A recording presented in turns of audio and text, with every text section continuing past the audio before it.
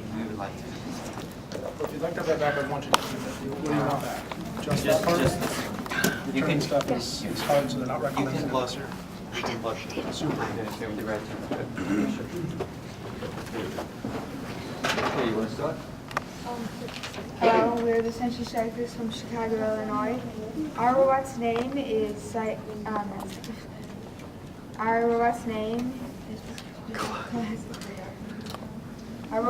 Colossus because he's so big, and we named him that because of one of the 7 wonders of the world, who was Colossus of the Rhodes, and he was one of the biggest statues in all the world. So we think of Colossus when we think of our robot. Our robot has the brain mounted on the back to kind of stabilize the robot because the forklift in the front is really, really heavy. We also pretty much use every brick in our school. We use a 4x2, which is 4 wheels on 2 axles. We do this to get as much traction as we can. Our robot is 14 inches tall at base, and out of base with the forklift fully extended. Our robot is 21 inches tall. Our gear ratio on the forklift is 3.2 to 1. We have 12 main attachments, most of them being very easy to take on and off, such as just a slide or one pin. And we mount them both on the front and back of the robot so we can do more tasks at one time. And most of our attachments are made of beams or beam-like materials because we found them sturdier and more reliable. We have 4 different sensors on the robot. We have 6 total sensors. We attach and detach certain sensors depending on the program if they interfere or not. And if a sensor does not interfere with the program, we just leave it on at the same time. Our team is made up of 3 6th graders, 3 7th graders, and 3 8th graders, 6th graders being the rookies. And the 7th and 8th graders, or the veterans, really helped us, Jake, Daniel, and I, learn stuff that we couldn't have learned in that short of a time period by ourselves. And we also successfully made a program and an attachment. When we programmed our robot, we used the normal NXT programming, the programming like application just for the computer. And when we programmed, we used a lot of my blocks to do tasks we did repeatedly, like following a line or resetting the forklift. When we programmed, we also used profiles on the computer to easily transfer my blocks from one computer to another if we needed to. And we did regular backups of our programs just in case something got messed up. Our strategy for the table was to break it up into 3 sections. The first being the loop around there, the edges. The second being the dog, the quilts, and the big Skype station. And the third and final being the table. We made a few changes during the season.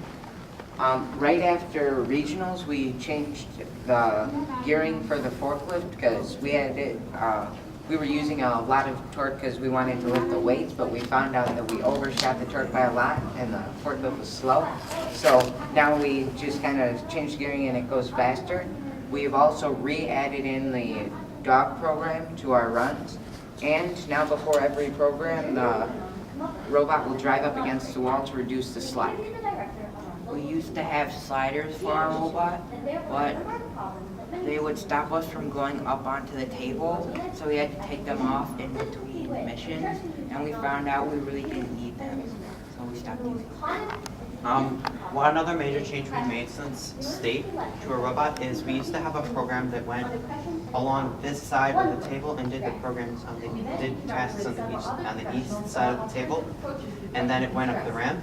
Now instead of going up the ramp well, it goes up the ramp at the end still, but it does these tasks on this side of the table at the beginning of the match instead of at the end of the match, and now it goes up the stairs by placing a ramp over the stairs, and drives up on the table at the end of the match. So we essentially split that program in half. And then we also have a stall detector, which can basically sense when the robot stops moving. It measures the rotations that are done in, I think, 10th of a second. And then if that number is less than 20 degrees, then the robot stops. Is there a particular mission you'd like to demonstrate to us? Your favorite mission, maybe? First run that we do. This is the run that we cut in half. So we have a line follow all the way down to the weightlifting machine. We use the weightlifting as a landmark for the bowling. You guys have a good time? Yeah. Here we use a cage on the back, work with the rest of the cage, and roll the ball down.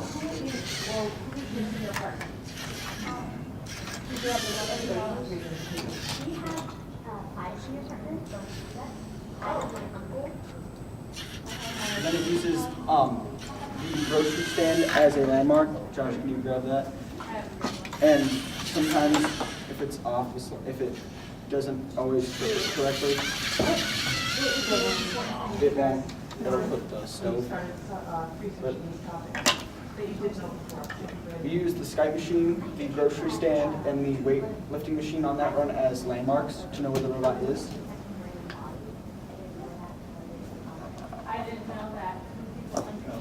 When you're following the line over here, which light sensor were you using to follow the line? We were using this one in port 3, and the way we did it was we took math blocks, and we had a light sensor block connect to math box and look for 50, which is in between black and white, which is that's why they're calibrated. And if it was more black than white, it would turn towards the white, and so on. Okay. Is there someone here who could show me the programming? There is In the book. Okay. Somebody explain it? No. Somebody can show me the, yes. what now is let's say what you would be anything that you think mostly stands out for you. Like now or while we were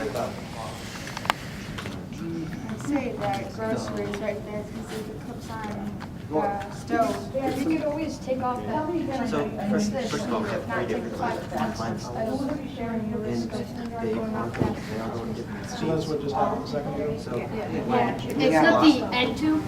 this block, Back, we have another tube that gets the chair right here. the It clips lines this for one. the color sensor But this one really, for the cardio, it just, we designed it so when the forklift goes up, if it's it hits, 50 round. it's a 1 pin, so it clips up. What happened? The back tube got caught on the stove, and it That's couldn't our work. correction The reason for and that is we have to have adjusts that how much the robot, backside of the robot how right fast, here it's not, in order for it, it to work when it adjusting stops. that changes how fast the We built robot it that way. goes, but it also increases the accuracy of the line follow. Does most of the time. Also, adding a plus, there's also a plus and a minus plus, and that, So we use the grocery to mount the- up against it, so if it doesn't, if it the misses the number grocery, the from the grocery's too light far back follow for the forward, light back sensor into that's the been robot, subtracted mounts up against the from grocery, it 50, doesn't turn enough. and then multiplied that's by why our we get error correction value. It gets split up and it says one, the number is put into addition How block, long ago was subtraction your block, state competition? and then it adds a number that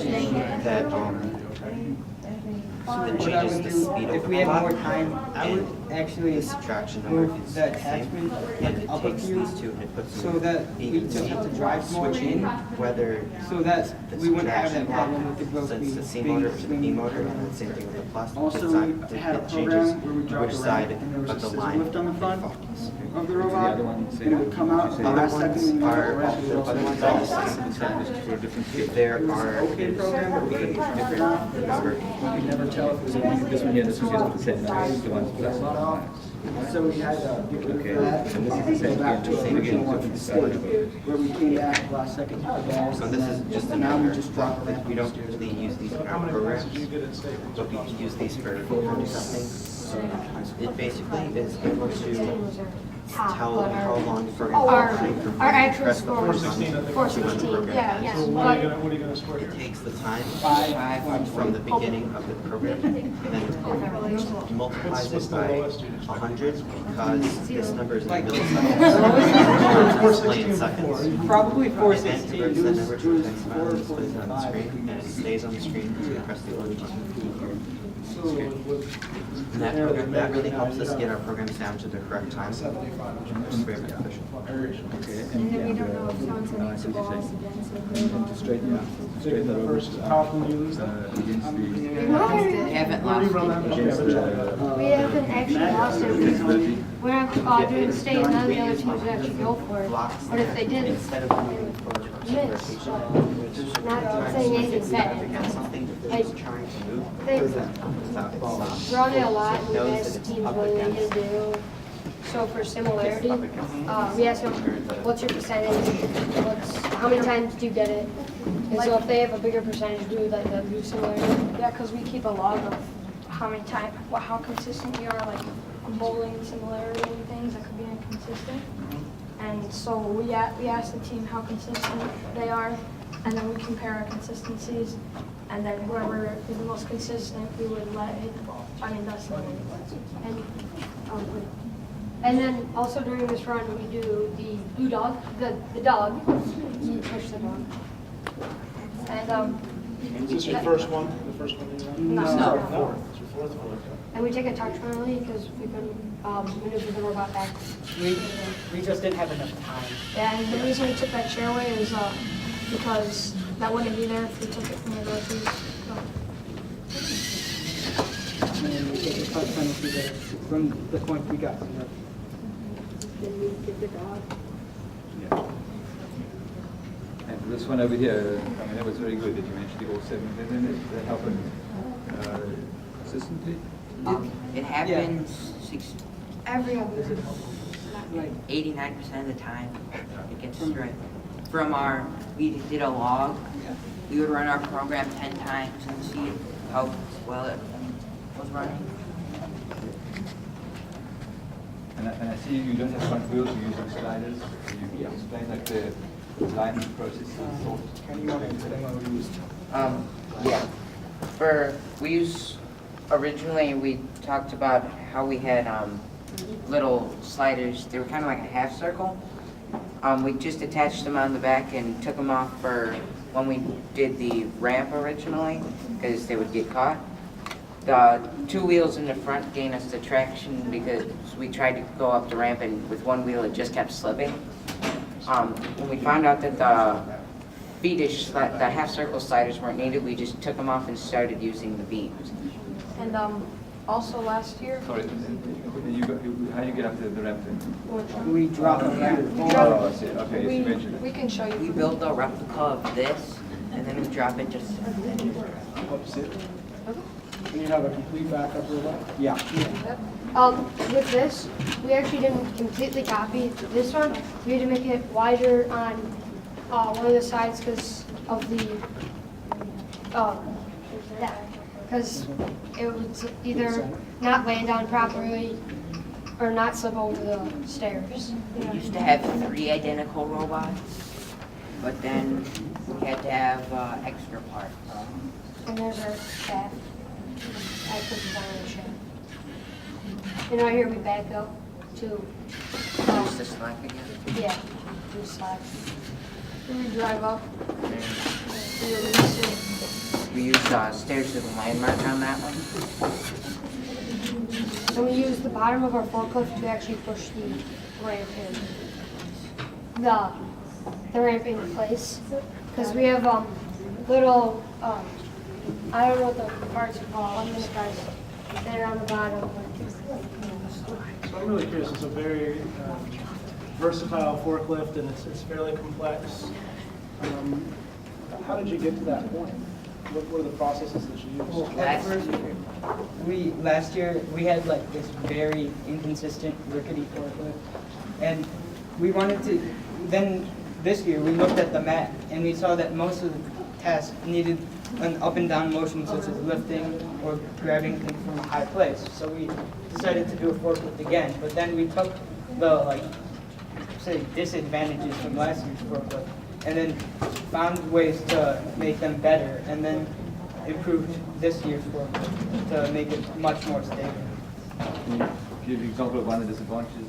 Well, one of them was that in our old forklift, the gears and the teeth on the shaft were so far apart that sometimes it would just slip up and mess up our entire program.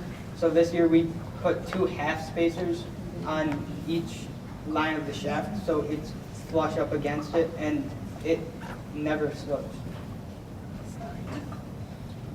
Thank you guys so much. Okay, thank you. Thank you for talking with you. Good luck in the competition. Thank you for your time. Comments, St. Louis? Gentlemen?